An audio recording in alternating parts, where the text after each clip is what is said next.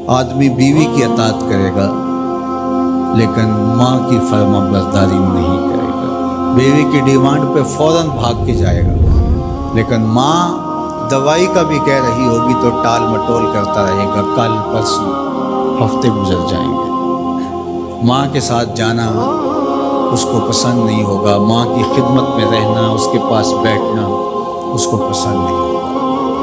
ماں دھکے سے بیٹوں کو بیٹیوں کو اپنے پاس بٹھائے گی لیکن بیٹھنا پسند نہیں ہوگا۔ وہ ادنا صدیقہ ہو وہ اقصی ابا ہو، دوستوں کے ساتھ بیٹھ کے گپ شپ لگانا مرغوب ہوگا، باپ کے ساتھ بیٹھنا پسند نہیں ہوگا۔ باپ کے پاس اولادیں نہیں بیٹھیں گی، اور یہ جو مصیبت آئی ہے اس نے تو گھر کے اندر بھی پاس بیٹھی اولاد کو بھی ماں باپ سے چھین لیا ہے، وہ وہاں بیٹھ کر کے بھی حاضر باش نہیں ہوگا۔ آپ کو اس دن میں نے درس قرآن میں جو مضمون رکھا تھا اس میں ایک لفظ تھا وَبَنِينَ شَهُودًا، وہ بیٹے جو حاضر باش ہوں وہ نعمت ہوتے ہیں، جو باپ کی خدمت میں بیٹھے ہوں، باپ کے پاس بیٹھتے ہوں، باپ کے ساتھ جڑے رہتے ہوں، وہ نعمت ہوتے ہیں۔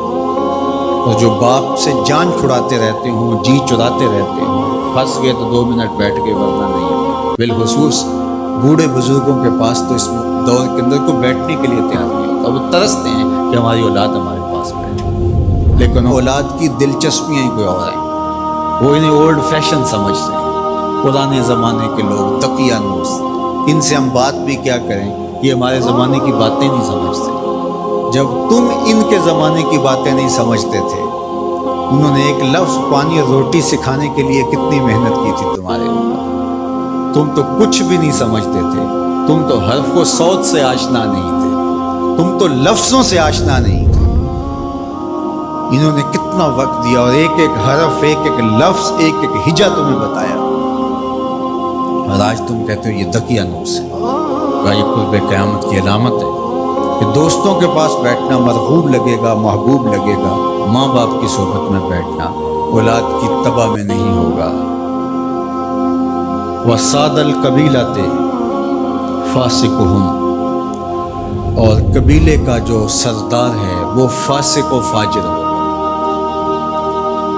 سرداری، قبیلے کا بڑا بننا، خاندان کا بڑا ہونا یہ صلاحیت کی وجہ سے نہیں، تقوی کی بنیاد پر نہیں، یہ چالاکی، مکاری، فسق و فجور کی وجہ سے، اس لیے کہ جس طرح کی قوم ہوگی اس طرح کے ان کے حکمران ہوں گے۔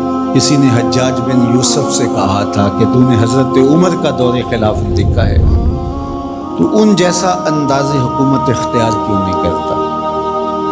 تو اس نے 2 لفظی جواب دیا، تبازروا اتعمر لکم، اس نے کہا تم ابو ذر غفاری بن جاؤ، میں عمر بن جاتا ہوں۔ جب رعایا ابو ذر غفاری جیسی ہوتی ہے تو حکمران عمر فاروق جیسے ہوتے ہیں۔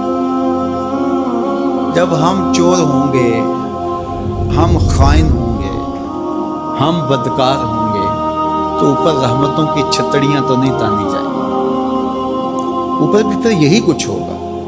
ایک روایت میں آتا اعمالکم امالکم، تمہارے اعمال ہی تمہارے حکمران ہوں گے۔ فرمایا کہ وہ اس بات پہ قادر ہے کہ وہ تمہیں اوپر سے بھی عذاب دے سکتا ہے، وہ چاہے تو نیچے سے بھی عذاب دے سکتا ہے۔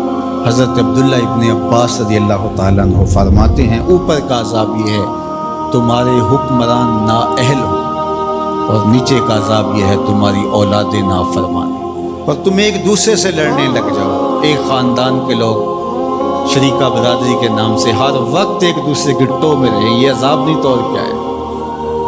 ہر وقت بھائی بھائی کو نقصان پہنچانے کے چکر میں رہیں، بہنیں اور بھائی آپس میں ایک دوسرے کے دشمن بنے کھڑے ہوں، ہمسایہ ایک دوسرے کی عزت کو اچھالنے کے لیے تیار کھڑا ہو۔